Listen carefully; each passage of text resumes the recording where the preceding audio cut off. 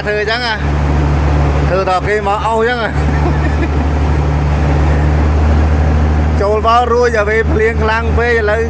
mà đó trong cái bô tôi mới ruồi tôi ta lâu âu đó ta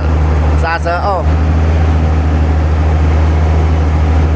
cái chặng đây ra giờ lâu ta cân là cái lạch liền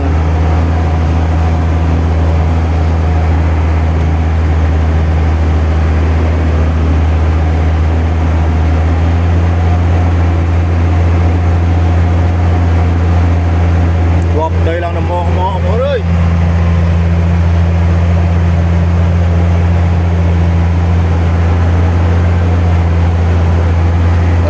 rê là chuột quăng alo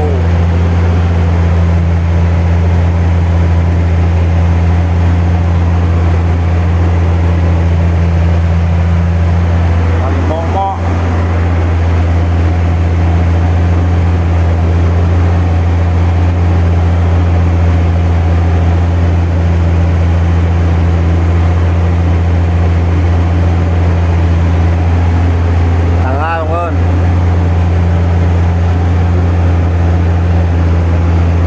lạc lô ơi